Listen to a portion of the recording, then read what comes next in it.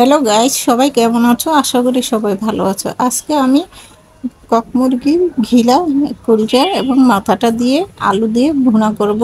কেটে দিয়ে পরিষ্কার করে নিয়েছি, আলুটাকেও কেটে দিয়ে পরিষ্কার করে নিয়েছি। এখন আমি এক সাইডে রেখে দিব। রান্নার জন্য একটা কড়াই বসিয়ে দিলাম। কড়াইতে দিয়ে দিব সাদা তেল পরিমাণ মতো। তেলটা দিয়ে দিলাম। এখন দিয়ে দিব গোটা গরম মশলা এবং পেঁয়াজ। প্রথমে পেঁয়াজ কুচি এক বাটি দিয়ে দিলাম।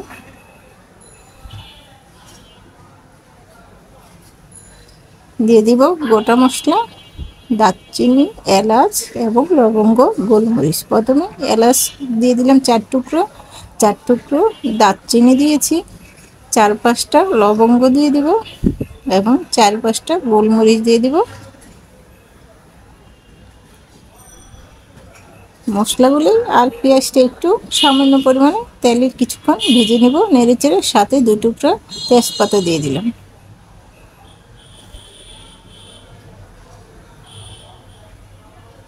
কিছুক্ষণ আমি ভেজে নিয়েছি। এভাবে করে খুব একটা লাল করব না।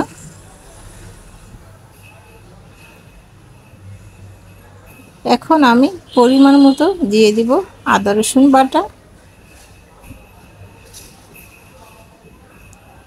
1 চামচ আদা রসুন বাটা দিয়েছি, 1 চামচ লবণ দিয়ে দিব, আর দিয়ে দিব 1 চামচ হলুদের গুঁড়া, 1 চামচ মরিচের গুঁড়া। মশলাগুলির সাথে দিয়ে দিলাম 1 চামচ ধনিয়া গুঁড়ো। ধনিয়াটা গুঁড়াটা অপশনাল, দিলেও চলবে, না দিলেও সমস্যা নাই। মশলাগুলি তেলের মধ্যে কিছুক্ষণ ভেজে নিয়েছি ঠিক এরকম। এখন একটু পানি দিয়ে মশলাটা কষিয়ে নেব। পানিটা দিয়ে দিলাম, কিছুক্ষণ নেড়েচেড়ে পানিটা কষিয়ে নিব। কিছুক্ষণ নেড়েচেড়ে পানিটা আমি শুকিয়ে নিয়েছি। এখন আমি দিয়ে দিব চিকেনের কলজা এবং ঘিলা মাথার টুকরোগুলো। মশলাগুলি তেলটা উপরে ভেসে আসছে, দিয়ে দিলাম চিকেনের কলজা। নেড়েচেড়ে কিছুক্ষণ আমি কষিয়ে নিব এভাবে করে।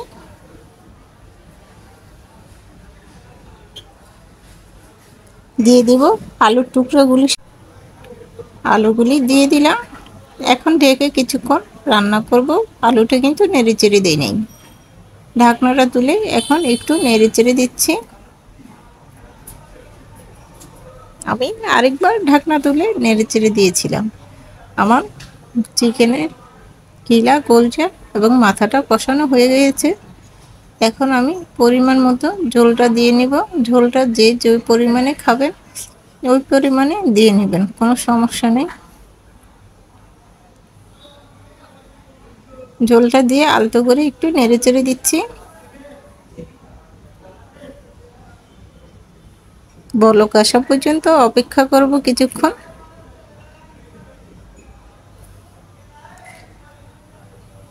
ডেকে আরও 5 মিনিট রান্না করব। 5 মিনিট পরে ঢাকনাটা তুলে আবারও একটু আলতো করে নেড়েচেড়ে দেব।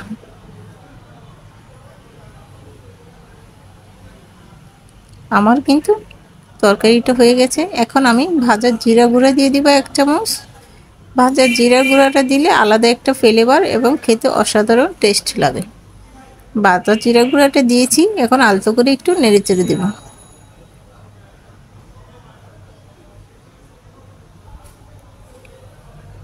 আমার কিন্তু তরকারিটা হয়ে গেছে। চুলাটা অফ করে দেব। চুলাটা কিন্তু আমি অফ করে দিয়েছি। চুলা থেকে আমি তরকারিটাকে নামিয়ে নিব।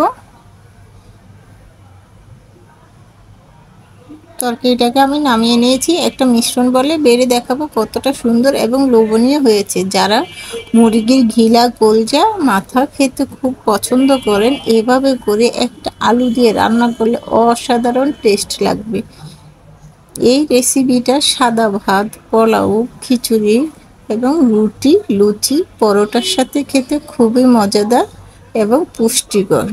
আমার এই খাবারটা যদি, রেসিপিটা যদি পছন্দ হয়ে থাকে, তাহলে আমার ইউটিউব চ্যানেলে লাইক এবং লাল বাটনটা টিপ দিয়ে আমার সঙ্গে থাকবেন। এবং নিত্য নতুন রেসিপিটা আপনাদের কাছে তাহলে পৌঁছে যাবে। আমার ইউটিউব চ্যানেলের নাম কিচেন স্টোরি বাংলা। রেসিপিটা এ পর্যন্তই। আল্লাহ হাফেজ।